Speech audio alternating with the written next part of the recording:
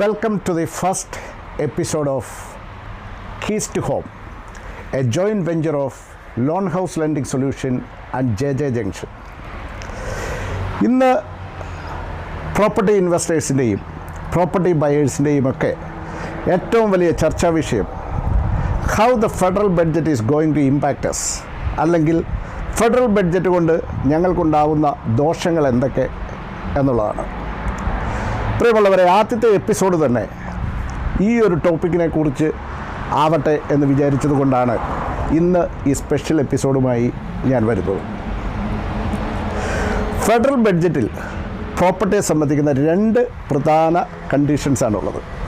ഒന്ന് CGT അഥവാ capital gain tax, രണ്ട് നെഗറ്റീവ് ഗിയറിംഗ്. എന്ന് വെച്ചാൽ നിലവിൽ നിങ്ങൾക്കൊരു പ്രോപ്പർട്ടി ഉണ്ടെന്ന് വിചാരിക്കുക.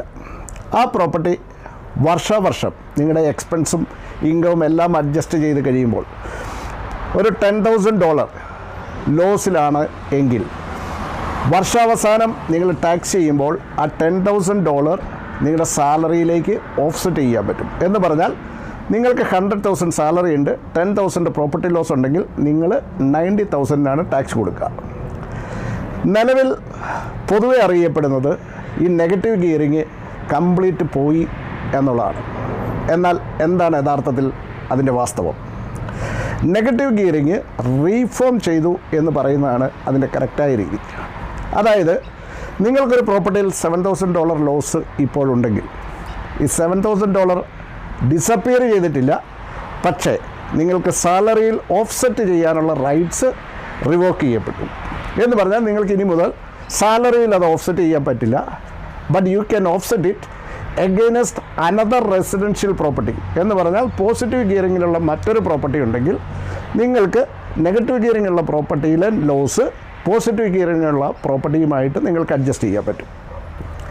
രണ്ടാമത്, നിങ്ങൾക്ക് പോസിറ്റീവ് ഗിയറിങ്ങുള്ള പ്രോപ്പർട്ടി ഇല്ല എന്നിരിക്കട്ടെ, എങ്കിൽ നിങ്ങൾക്കിത് ക്യാരി ഫോർവേഡ് ചെയ്ത് മുന്നോട്ട് കൊണ്ടുപോയി എപ്പോഴാണോ നിങ്ങളുടെ ഇൻവെസ്റ്റ്മെൻറ്റ് പ്രോപ്പർട്ടി പോസിറ്റീവ് ഗിയറിങ്ങിലാവുന്നത് ആ സമയത്ത് നിങ്ങൾക്ക് അതുവരെ ഉണ്ടായ നെഗറ്റീവ് ഗിയറിങ്ങിലെ ലോസ് നിങ്ങൾക്ക് അതിന് ആ സമയത്തെ പോസിറ്റീവ് ഗിയറിങ്ങിന് അഗെയിൻസ്റ്റ് നിങ്ങൾക്ക് ഓഫ്സെറ്റ് ചെയ്യാൻ പറ്റും.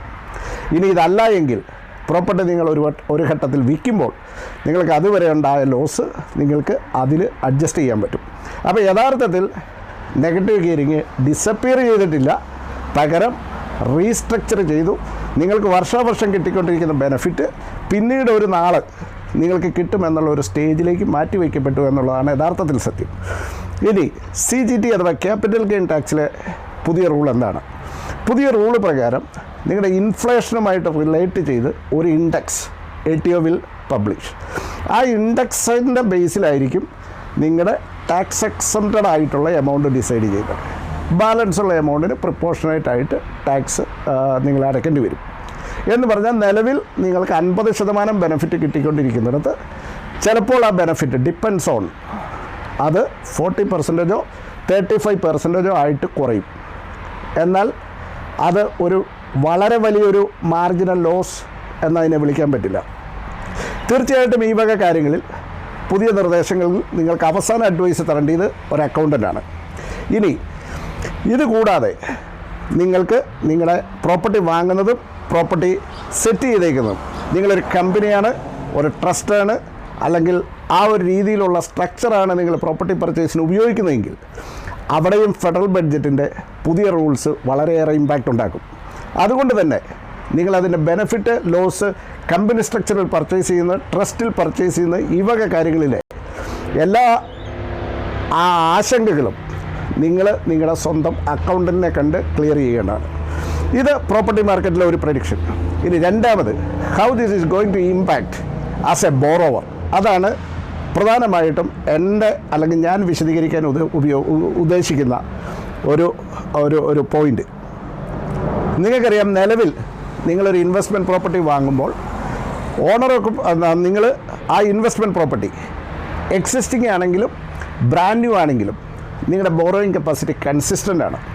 എന്ന് പറഞ്ഞാൽ നിങ്ങൾ എക്സിസ്റ്റിംഗ് പ്രോപ്പർട്ടി വാങ്ങുമ്പോഴും നമ്മൾ നെഗറ്റീവ് ഗിയറിങ് അപ്ലൈ ചെയ്തിട്ടാണ് നിങ്ങൾക്ക് ബോറോയിങ് കപ്പാസിറ്റി തരിക. ബ്രാൻഡ് ന്യൂ ആണെങ്കിൽ നെഗറ്റീവ് ഗിയറിങ് നമ്മൾ അപ്ലൈ ചെയ്തിട്ടാണ് നിങ്ങൾക്ക് ബോറോയിങ് തരിക. പക്ഷേ നിലവിലുള്ള ഫെഡറൽ ബഡ്ജറ്റ് പ്രകാരം ബാങ്കുകളെല്ലാം അവരുടെ കാൽക്കുലേറ്റർ റീസ്ട്രക്ചർ ചെയ്തുകൊണ്ടിരിക്കുകയാണ്, റീവർക്ക് ചെയ്തുകൊണ്ടിരിക്കുകയാണ്. Between by the end of this month എല്ലാ ബാങ്കുകളും അതിൻ്റെ കാൽക്കുലേറ്ററുകൾ പുതിയ പതിപ്പിറക്കും. ഇവിടെ വരുന്നൊരു വ്യത്യാസം, ഇനി മുതൽ നിങ്ങളൊരു ബ്രോക്കറെയോ അല്ലെങ്കിൽ ഒരു ബാങ്കിനെയോ സമീപിച്ച് ഒരു ഇൻവെസ്റ്റ്മെൻറ്റ് പ്രോപ്പർട്ടി വാങ്ങാനുള്ള ഒരു പ്രീ അപ്രൂവലോ കാര്യങ്ങളോ ചെയ്യുകയാണെങ്കിൽ നിങ്ങളുടെ ബോറോയിങ് കപ്പാസിറ്റി 2 രീതിയിലായിരിക്കും ട്രീറ്റ് ചെയ്യപ്പെടുക. ഒന്ന്, നിങ്ങൾ വാങ്ങുന്ന പ്രോപ്പർട്ടി എക്സിസ്റ്റിംഗ് പ്രോപ്പർട്ടി ആണെങ്കിൽ നിങ്ങൾക്കുള്ള ബോറോയിങ് കപ്പാസിറ്റി 1, നിങ്ങൾ വാങ്ങുന്ന പ്രോപ്പർട്ടി ബ്രാൻഡ് ന്യൂ പ്രോപ്പർട്ടി ആണെങ്കിൽ നിങ്ങൾക്കുള്ള ബോറോയിങ് കപ്പാസിറ്റി 2.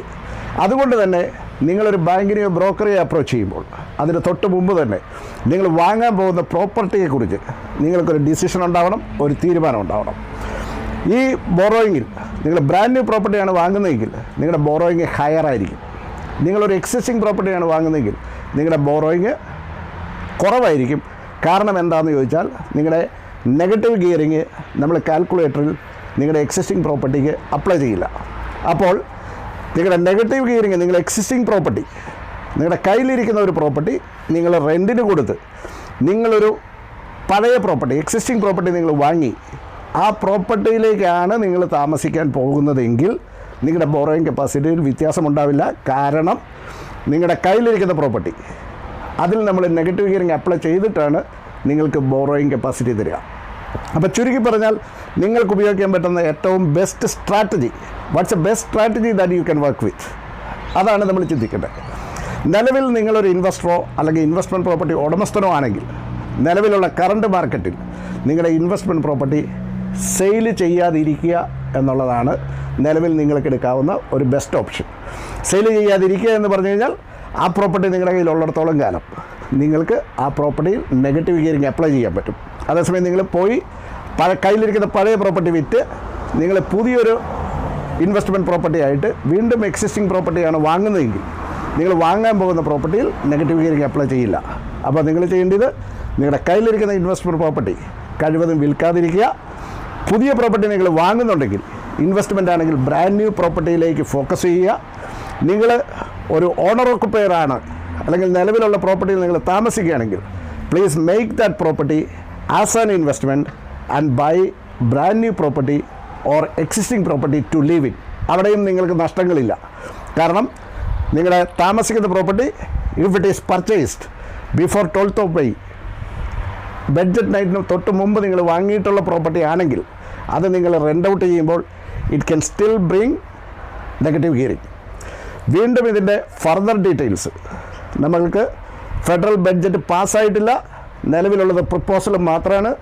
ഇത് പാസ്സായാൽ മാത്രമേ ഈ റൂള് ഒരു നിയമമായി വരികയുള്ളൂ. അപ്പോൾ പാസ്സായി കഴിഞ്ഞാൽ ഈ നിയമത്തിന് കൂടുതൽ വ്യക്തതയും വരികയുള്ളൂ. അതുകൊണ്ട് ഇപ്പോൾ നടക്കുന്ന ഒരു പാനിക് സെയിൽ മാർക്കറ്റിലുണ്ട്. അതിന് തുനിയണോ വേണ്ടയോ എന്ന് നിങ്ങൾ ചിന്തിക്കേണ്ടിയിരിക്കുന്നു. തീർച്ചയായിട്ടും ഇതിൽ അൾട്ടിമേറ്റായിട്ടൊരു ലീഗൽ അഡ്വൈസ് അല്ലെങ്കിൽ അതിൻ്റെ ഒരു പ്രൊഫഷണൽ അഡ്വൈസ് നിങ്ങൾക്ക് തരേണ്ട വ്യക്തി ഒരു അക്കൗണ്ടൻ്റാണ്. അതുകൊണ്ട് തീർച്ചയായിട്ടും നിങ്ങളൊരു അക്കൗണ്ടൻറ്റിനെ കാണുക. ഇതിൻ്റെ ടാക്സ് ബെനിഫിറ്റുകളെ സംബന്ധിച്ച് അവരാണ് കൂടുതൽ സംസാരിക്കുക. പക്ഷേ നിങ്ങൾ ഒരു പ്രീ അപ്രൂവൽ എടുത്ത വ്യക്തിയാണെങ്കിൽ, അത് ഇൻവെസ്റ്റ്മെൻറ്റ് പ്രോപ്പർട്ടിക്ക് എടുത്ത വ്യക്തിയാണെങ്കിൽ, നിങ്ങളുടെ ബ്രോക്കർ ആരാണെങ്കിലും, നിങ്ങളുടെ ബാങ്ക് ആയാലും മറ്റേതെങ്കിലും ഒരു ബ്രോക്കർ ആണെങ്കിലും, അത് ഞാൻ തന്നെയാണെങ്കിലും, തീർച്ചയായിട്ടും നിങ്ങളുടെ ബോറോയിങ് കപ്പാസിറ്റി റീചെക്ക് ചെയ്യണം. റീചെക്ക് ചെയ്യാതെ ദയവായിട്ട് എസ്പെഷ്യലി ഓപ്ഷനിൽ നിങ്ങൾ പ്രോപ്പർട്ടി വാങ്ങരുത്. നിങ്ങൾ കഴിവതും നിങ്ങളുടെ ഡിപ്പോസിറ്റ് കാര്യങ്ങൾ മേക്ക് ഷുവർ ചെയ്യാനായി നിങ്ങൾ കോൺട്രാക്ട് സൈൻ ചെയ്യുമ്പോൾ ഫൈനാൻസ് ക്ലോസ് വയ്ക്കാൻ മറക്കരുത്. Thank you. വീണ്ടും കാണാം മറ്റൊരു എപ്പിസോഡുമായി.